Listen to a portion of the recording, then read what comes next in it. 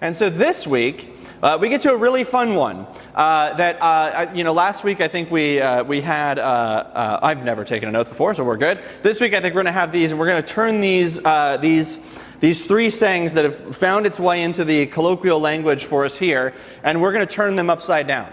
Because I don't think we use them the way that they were intended. We use them poorly. So the first one is, of course, give them the other cheek. Perfect. Did anyone watch Brooklyn Nine-Nine before? Yeah?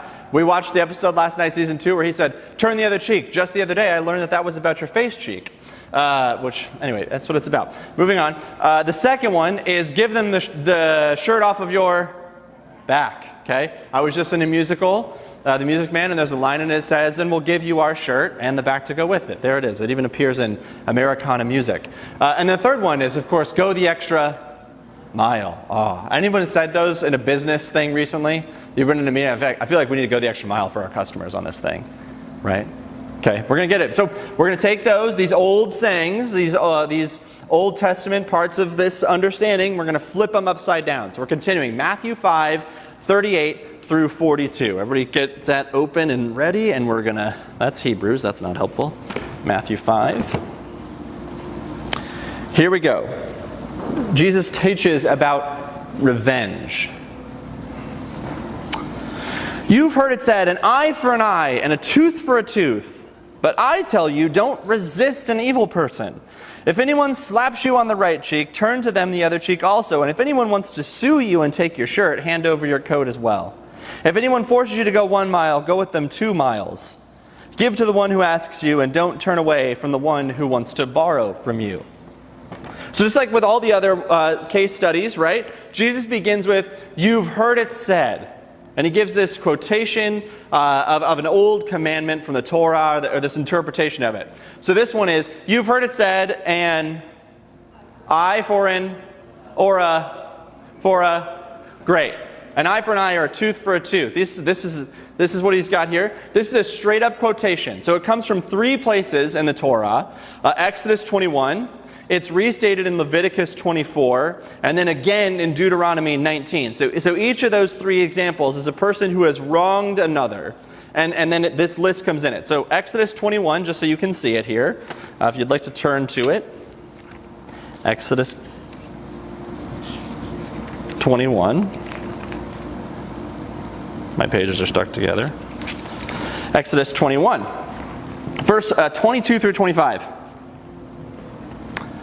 If anyone is fighting and hits a pregnant woman and she gives birth prematurely, but there's no serious injury, the offender must be fined whatever the woman's husband demands the court allows. But if there is serious injury, you're to take a life for a life, an eye for an eye, a tooth for a tooth, a hand for a hand, a foot for a foot, a burn for a burn, a wound for a wound, and a bruise for a bruise. So there's the quotation.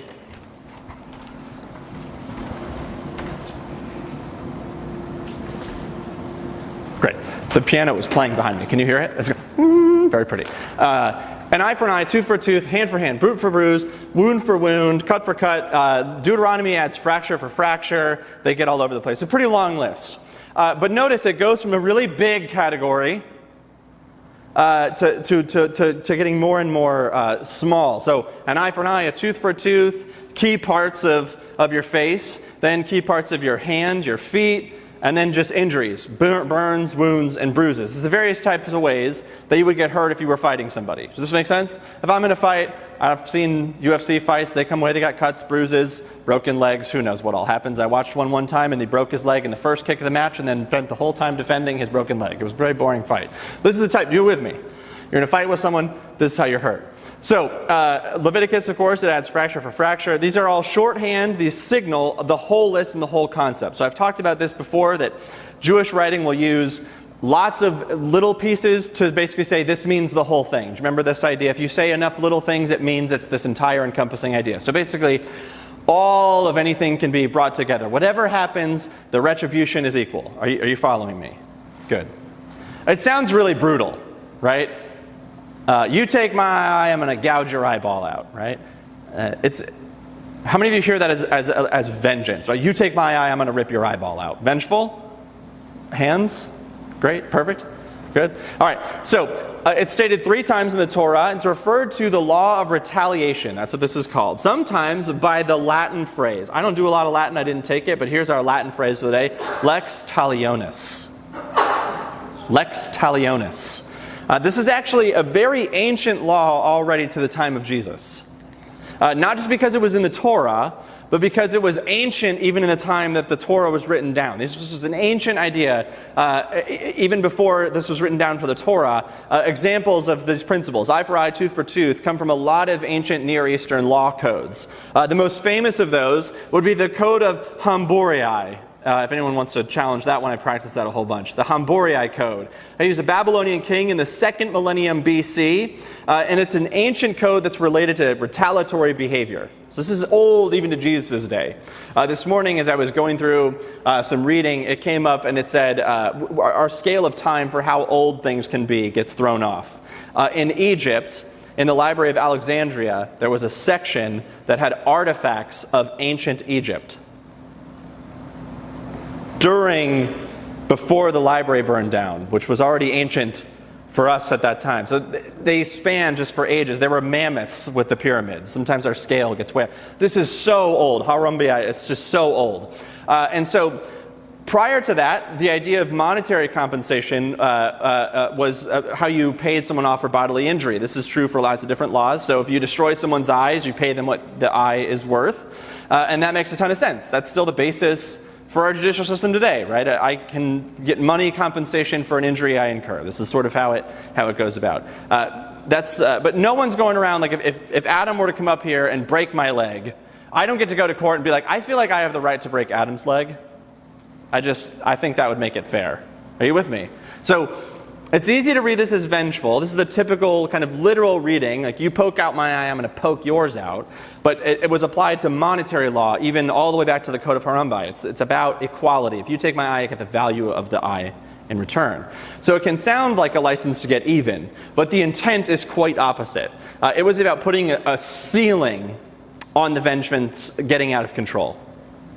It was putting a stopper to endless retaliation. So if you take out Adam, sorry, for some reason today you're attacking me. If Adam gouges my eyeball out, I don't get to kill him. You with me? It's a limit. It's to set a stopper. So it's a law addressing 2 problems.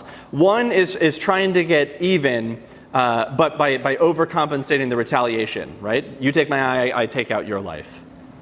But second, it's trying to prevent escalation. So my image for this is like Romeo and Juliet, or like, what's the families in like Tennessee and they've had like a blood feud since forever? Yes, the Hatfields and the McCoys. See, I knew someone. Sorry, McCoys. I didn't know you'd be involved today. But like something happened forever ago. Like, I was slighted because you walked in front of me at a ballroom, and now we're ancient enemies forever. And they've like murdered each other forever since then. You with me? This is to put an end to it, because when the payment is done, it's done. It doesn't go on forever. It's not. You retaliate, then I retaliate, then you retaliate, retaliate. This endless cycle of retaliation. You following me with this? It puts a stop to the spiraling human violence. So these boundaries were set in place by judges. And it's not just a law amongst individuals, but between like a court and a person. So the ceiling of punishment the court could justify. Adam couldn't break my leg. I don't get to go to his house as an individual, right? I take him to court and I say, he broke my leg, and then the court decides how that's going to be brought even. It's amongst the people to the court.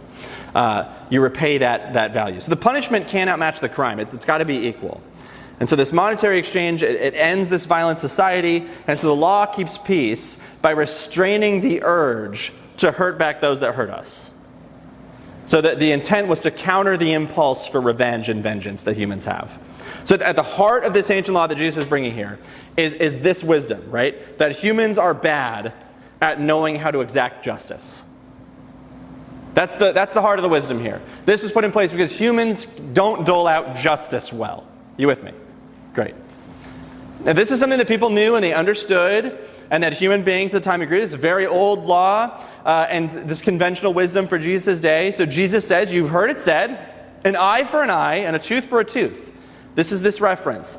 But injustice is still all around us. So So what do you do when you get injustice? What do you do when you experience it? What do you do when you are wronged and no one seems to care? Now Jesus is going to get into this a little bit more. He's going to turn this idea completely upside down.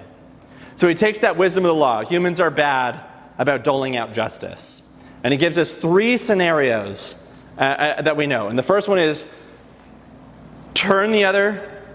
Good. We're going to give him the shirt off my. Good. And then go the extra. Great. So we're going to try this again. The first one is turn. Good. The second one is great. And the last one is good. We're going to know these today. Guys, I'm getting my steps in this morning. It's going to be really great. So we're going to start right with these 3 scenarios. Turn the other cheek. Give them your cloak, your shirt, right? The extra mile. So at first glance, these look like passive responses that allow the perpetrator to continue to do harm. And so we're going to see these scenarios as anything but passive by the time we're done today. These are anything but passive. So in fact, they should open up your imagination for how to boldly stand against injustice, but in very creative ways. So let's start. First thing Jesus says is, don't even pay back an evil person. Don't even pay back an evil person. I want you to hear it. You've heard it said, an eye for an eye, but I tell you, don't even resist. Don't resist that evil person. Don't even pay them back. Don't retaliate at all.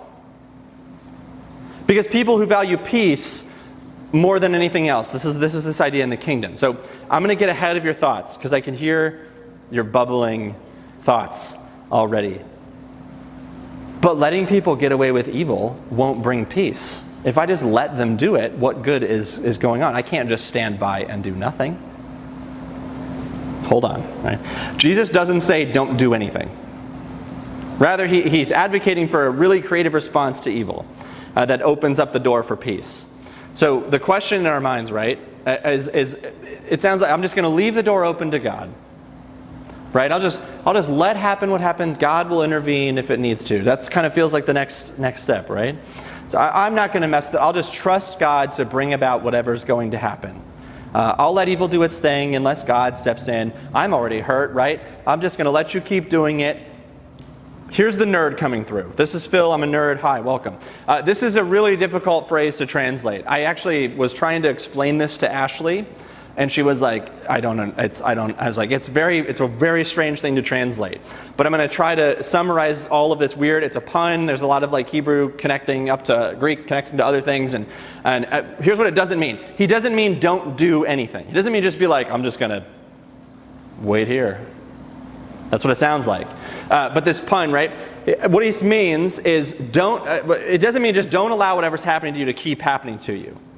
Okay, this is why this is a dangerous reading of this. And I want to try to translate it so it makes more sense. And it'll make sense when we get to the 3 scenarios. Because I can't tell you the number of times a church or church leaders or people within a church have used this exact idea to just say, nope, go back into that dangerous situation. The Bible says don't resist it. The Bible says just stand there and take it. That's not what it says. What Jesus is saying, very different. We're going to navigate it. The face value of the English translation, right? But it means something totally different. So we're going to look at those 3 examples, and it'll help clear it up. But here's the better way to think of it. Don't stand against someone in a way that matches how they have stood against you. I'm going to say it again. Don't stand against them in the same way that they have stood against you. Don't retaliate inequality. That's a better way, because it's a pun, it's very hard to... Does that make sense? If they're doing this, don't give it back to them. Don't resist them in kind. That is the better way to translate it. Does this make sense? So Jesus doesn't say just stand there and take it, go back to that dangerous situation, whatever. It's not just stand there, stand still. It's just don't do it in the same posture. So here's the first one. Whoever slaps you on the right cheek, turn to them the other also. One thing that we know is that slapping is not very menacing. Okay, it's not a terribly menacing form of attack and like comparative to like a punch. You with me? This is pretty intuitive, right? Still today, slapping, it's more about like insulting someone's dignity than like really trying to, like if I really wanted to hurt someone, I wouldn't be like, watch this slap. I would close my fist. You with me? It's more about insulting their dignity, right? Than it is to like really challenge them to something, right? But you close your fist and suddenly it's got a different meaning to it. So in that sense, for the Old Time, not much has changed. Slapping throughout the Bible, the Old Testament, New Testament, it's about public shaming. So the question is what about public shaming? What does a slap on the right cheek mean? I need a person to help. Who wants to slap me today? Anyone? I need a volunteer. One person, brave. You'll do nothing but exactly what I tell you. Yeah! All right, great, perfect. Here we go. One round of applause. Okay. How many of you in here are right-handed? Right-handed. Big, high up in the air. Good. How many are left-handed? Great. Just me. See? Isn't this great? Most of the world is right-handed. Everyone with me. So it says you slap someone on the right cheek. You want to insult them, so you give them a nice slap on the right cheek. You're right-handed. I'm ambidextrous. Well, you're right-handed for this example. You're going to slap me on my right cheek. Go ahead. How would you slap me on my right cheek? With your right hand. Oh, did everyone see? What'd she do? She gave me a backhand slap. Oh, so a nice backhand slap. Now in old time, right, a backhand slap, you are declaring to the world, when you give me one more. You're declaring to the world that I am your inferior. You're not worth a forehand. You're a backhand. You are beneath me. Your stature is below me. You have less value in the public square than me. You with me? So Jesus says, if someone were to slap you on the right cheek, go ahead, slap me on the right cheek. Boom! Turn to them the other cheek. Now your hand's up because you just finished slapping me. Now how are you going to slap me? Ooh, what changed? Go ahead. What changed? Ooh, but how did she slap me? Which side? Ooh, a forehand. Oh, thank you. That was it. You with me? So this visual helps sometimes. If someone slaps you, boom, backhanded, turn to them the other cheek. Now their arm is up and they have a decision. Their arm's up and you've turned the cheek back to them. Now there's a decision to be made. This is resistance. Suddenly facing them back with their hand in the air, forcing a new decision. But you're not resisting in kind. Does that make sense? In kind, I would backhand slap you back. I'm retaliating in kind. Or I would escalate the situation. I'd close my fist. Or I would go home and wait for you to be asleep, and I would sneak into your house and slit your throat while you were asleep in your bed. You with me?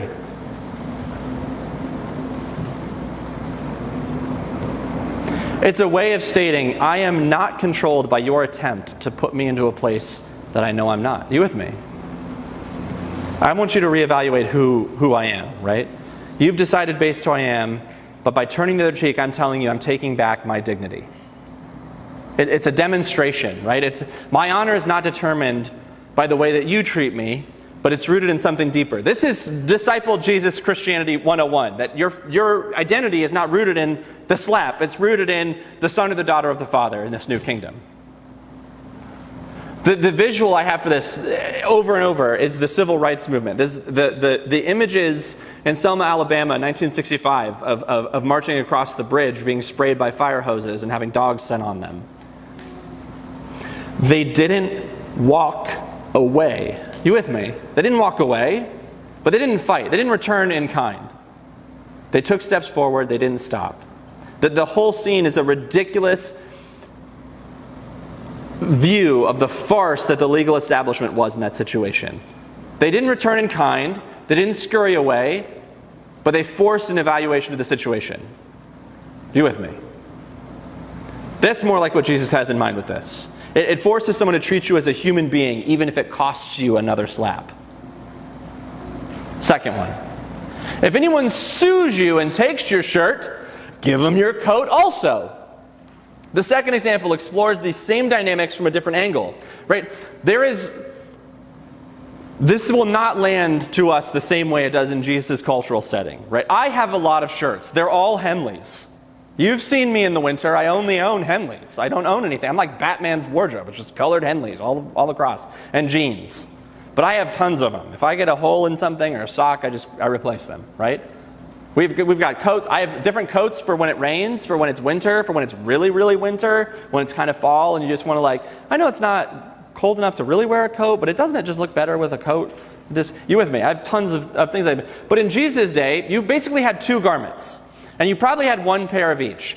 If you were wealthy, you might have had a handful of each. You'd had your tunic with a shirt, which is like next to your skin. It's like your underwear. It's like a t-shirt and boxers. Are you with me? And then the other one is your outer garment. It's the big heavy coat. It's thicker. It keeps you warm at night when it's cold. It keeps out the elements. It's made of wool. It's very sturdy and was designed to last a very, very long, long time. They were super essential to have. So the other piece to notice in this is that Jesus assumes this is a legal case. He says if someone were to sue you, give them both of these garments. So what he's appealing to is actually laws within the Torah that said that were aimed to prevent the exploitation of poor day laborers.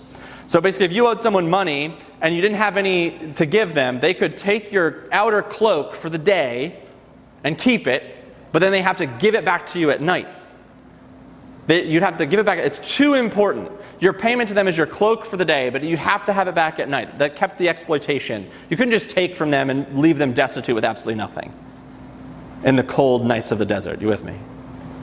So this is about suing and taking a cloak. So the picture that Jesus is painting is somebody who's suing you and is like, look, I know I can't take your cloak, but I could take your shirt and no one would know I took it because it's under your cloak. You would have nothing underneath, but I would be able to take it. It's supposed to be kind of humorous. They probably giggled at the fact that they took their shirt.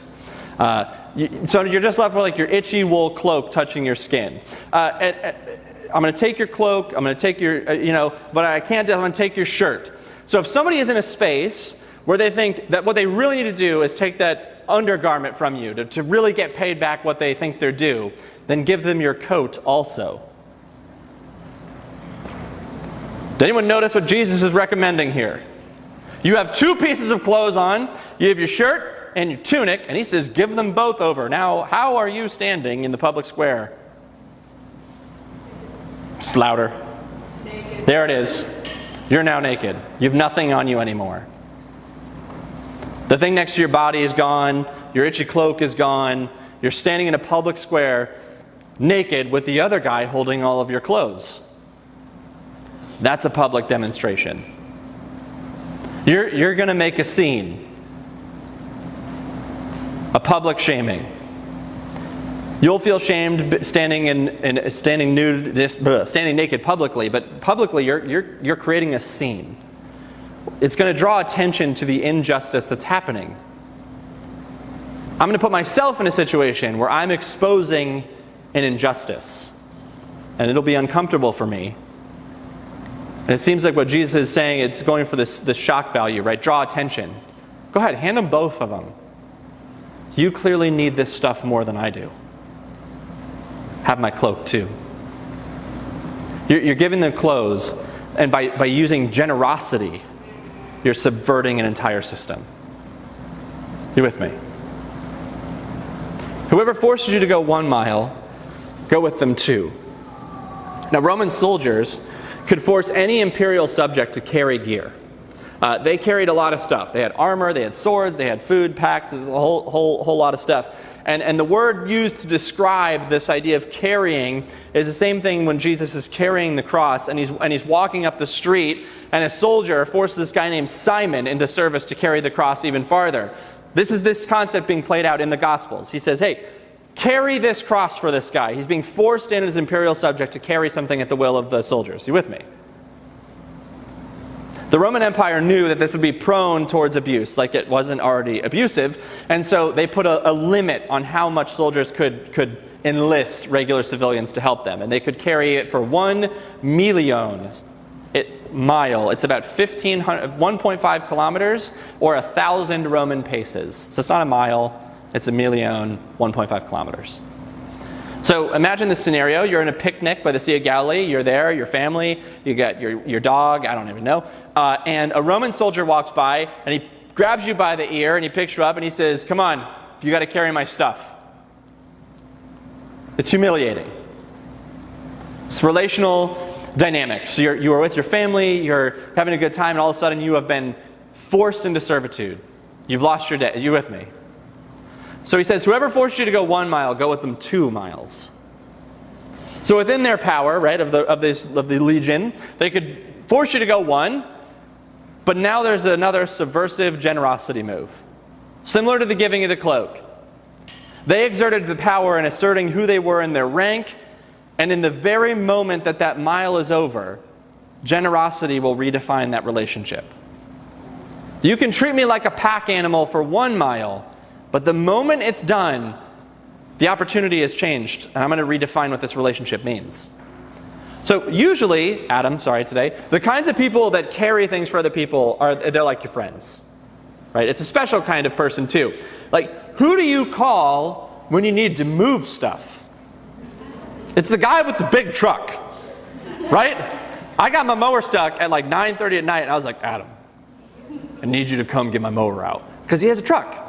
Right? It's your friends. Like when Ashton and I moved the first time, we called our friends. We bought them pizza, and they helped us pack some boxes, and we moved. When you ask people to come carry your stuff and move around, it's your friends. You with me? I don't like go through the phone book. I don't go, okay, let's see. This guy might be able to help, right? You call up the people who you're close with. That's like what friends do. You carry burdens with each other. You carry the load of their moving. It's a special friend if you're hiking that you twist your ankle and they carry your pack down too, right? This isn't just random anything. So once they're done treating you like an animal for that mile, you give them something back. I'll go another mile with you. It moves from I'm being humiliated to I'm going to do what you need, because clearly you need help. Clearly you needed something, and I'm going to be here for you. That's generosity, again. The first one, right? You turn the other cheek. It's a nonviolent response, and it forces a reevaluation of a relationship. The second one, a subversive generosity that exposes a system in the way that it abuses the people in the public sphere. But the third one is so personal. You need help.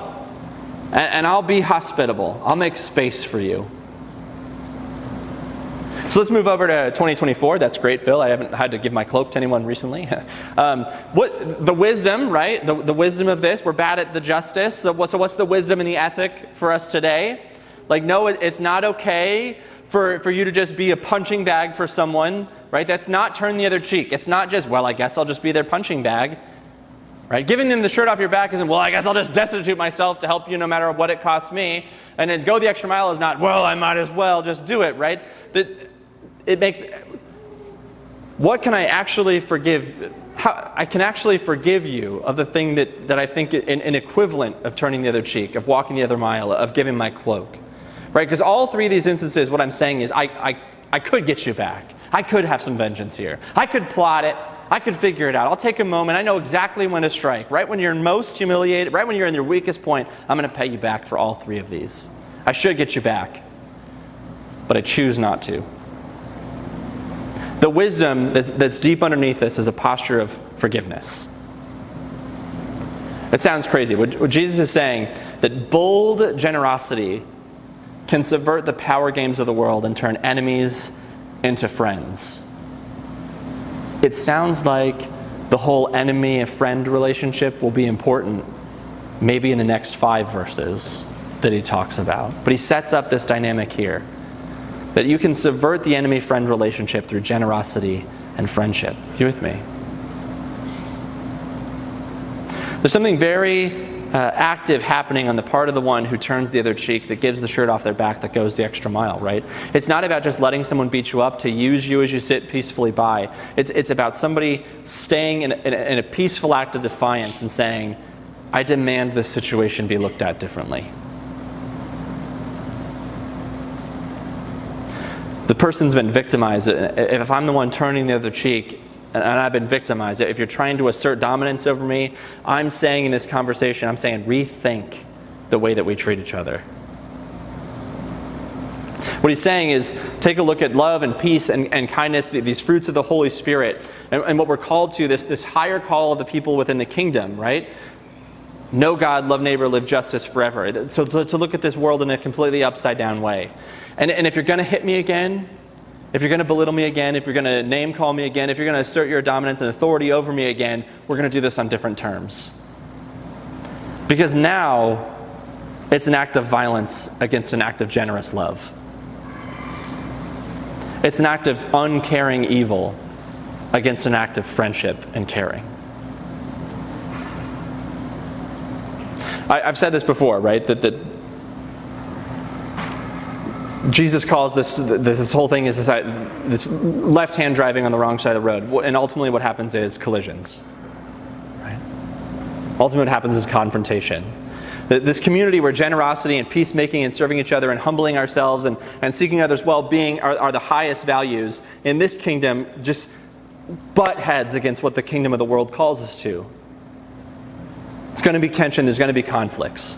So he starts off with the light and the salt, and he says this thing that when you are the light, when you're revealing it in these other people, that's going to reveal things in them that's good or bad. And some people, when we live in this upside down kingdom, we show boundless generosity, and we live in this sort of way, they're going to see it and they're going to go, whoa, I got to reevaluate something about myself. Other people won't react that way.